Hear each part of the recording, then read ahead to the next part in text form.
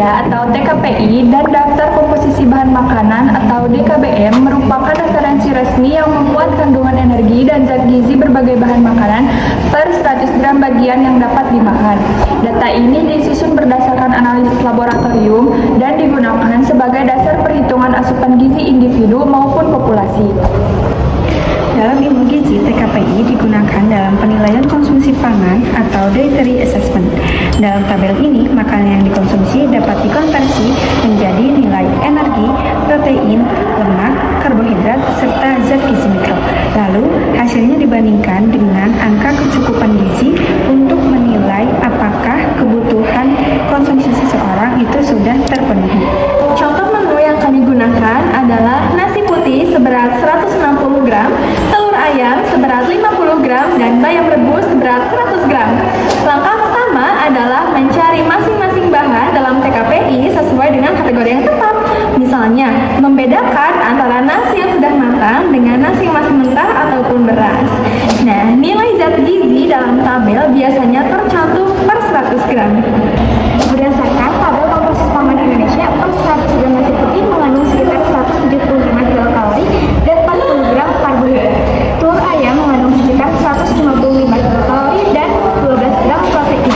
Bayam mengandung sekitar 35 kilokalori serta vitamin A dan zat besi. Data TKPI ini menjadi dasar perhitungan untuk jumlah konsumsi. Oke teman-teman, selanjutnya kita masuk ke perhitungan nilai gizi. Untuk nasi yang dikonsumsi sebanyak 150 gram, maka 150 dibagi dengan 100 dikalikan dengan 175 kilokalori, hasilnya sekitar 262 kilokalori. Untuk telur 60 gram, maka 60 dibagi dengan 100 dikalikan dengan 155 kilokalori, maka hasilnya sekitar 93 kilokalori. Perhitungan yang sama dilakukan untuk menghitung protein atau zat gizi lainnya. Total energi dari menu tersebut sekitar 390 hingga 420 kilokalori. Nilai ini dibandingkan dengan kebutuhan energi harian orang dewasa yang rata-rata berkisar 2.100 hingga 2.250 kilokalori. Dari analisis sederhana, menu ini cukup untuk satu kali makan utama yang mengandung kombinasi karbohidrat, protein, dan sayuran. Namun, variasi bahan tetap diperlukan untuk memenuhi kebutuhan zat gizi mikro secara optimal. Dalam praktik kesehatan masyarakat, TKPI digunakan dalam survei konsumsi seperti recall 24 jam. Data makanan responden dihitung menggunakan TKPI untuk menilai kecukupan energi dan zat gizi. Hasil ini membantu mengidentifikasi resiko masalah gizi di masyarakat. TKPI juga digunakan dalam perencanaan intervensi gizi seperti pencegahan stunting dan anemia dengan perhitungan berbasis tabel.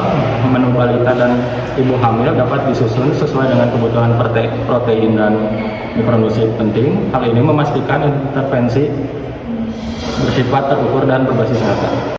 Dalam kegiatan promosi kesehatan, TKPI membantu petugas menjelaskan kandungan gizi makanan secara akurat. Edukasi menjadi lebih kredibel karena berdasarkan data nasional, bukan sekedar perkiraan. Ini mendukung peningkatan literasi gizi masyarakat. Sebagai kesimpulan, TKPI dan DKBM merupakan instrumen penting dalam praktik gizi kesehatan masyarakat. Melalui tabel ini, perhitungan zat gizi dapat dilakukan secara sistematis dan objektif. Sebagai calon tenaga kesehatan masyarakat, kemampuan menggunakan TKPI menjadi kompetensi dasar dalam analisis konsumsi, pencernaan menu, dan intervensi gizi berbasis bukti. Sekian dari